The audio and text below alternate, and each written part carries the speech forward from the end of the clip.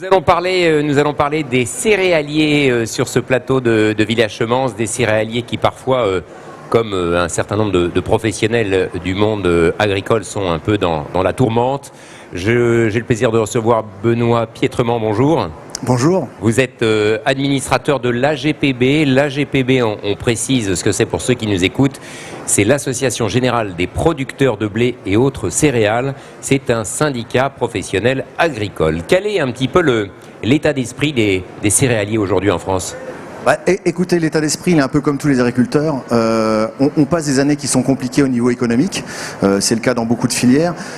On est aujourd'hui confronté, quand on est céréalier, on est complètement face aux marchés mondiaux.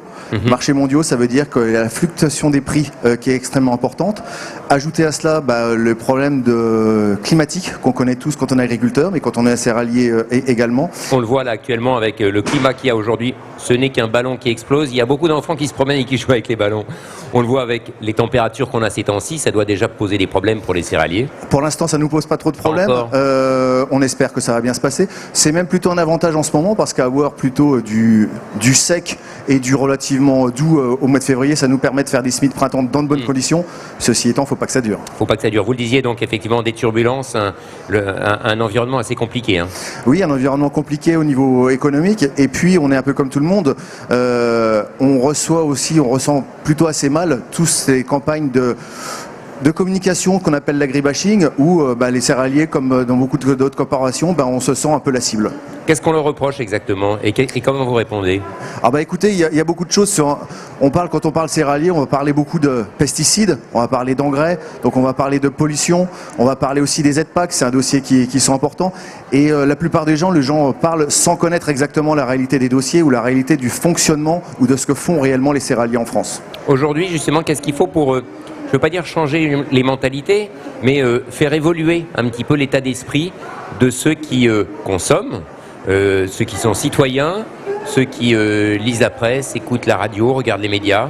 Je crois qu'il y a un moment, il y a beaucoup d'images d'Épinal quand on parle. Mais quand on parle d'agriculture et quand on parle des céréaliers, on a un peu cette vision, d'agriculteurs plutôt confortables, productivistes, qui sont effectivement en phase avec les marchés, un peu loin de l'agriculture, un peu l'image d'Épinal, je me répète, mais que peuvent avoir l'image du grand public des agriculteurs en général. Nous, l'idée, c'est de dire, voilà, il faut qu'on remette un peu, qu'on reprenne un peu la communication en main. C'est le cas d'un peu partout. Et puis que derrière, dans notre stratégie au niveau des céréaliers, qu'on remette en phase de nouveaux moyens de production, ça on les connaît, qu'on explique ce qu'on fait déjà depuis un certain nombre d'années et puis qu'on arrive à prouver ce qu'on est capable de faire. C'est un peu le sens de notre projet stratégique au niveau de la GPB, notamment de remettre du sens et d'expliquer très clairement ce qu'on fait pour essayer de se labelliser, nous agriculteurs et céréaliers. Vous le disiez, enlever les images d'Épinal qu'on peut avoir en tête. Finalement, le céréalier moyen, standard aujourd'hui en France, vous le décririez comment ? C'est quoi son profil ? S'il y en a, mais il y a toujours des moyennes.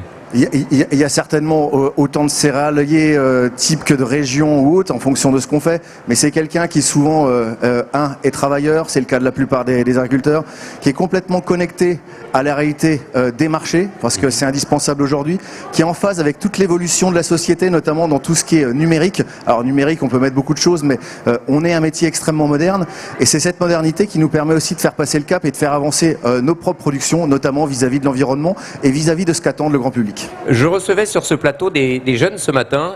Ils ne travaillaient pas, c'est vrai, dans le domaine des céréales, plutôt des fruits et légumes, mais des jeunes enthousiastes, souriants, qui pour certains vont reprendre l'exploitation familiale ou se lancer tout court dedans. Est-ce qu'il y a des jeunes qui sont intéressés par cet univers-là, justement, qui se dirigent vers ça ? Oui. On a des jeunes. Alors... Et ça recrute ?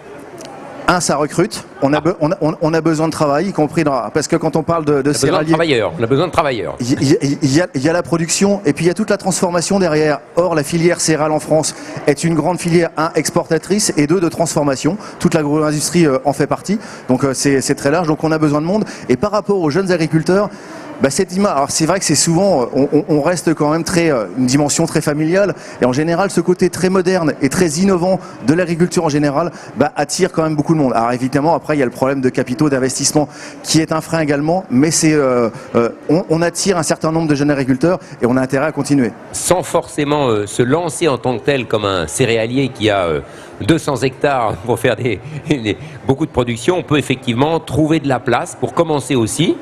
Et apprendre le métier, participer, puis faire son trou. Absolument, absolument. Il y a de la place, il y a du travail sur les exploitations céréalières, absolument. Merci beaucoup pour ce discours enthousiaste, au moins, pour changer l'image des céréaliers, être un peu plus vrai, un peu plus nature, et puis deux, montrer qu'il y a aussi du recrutement possible. Merci.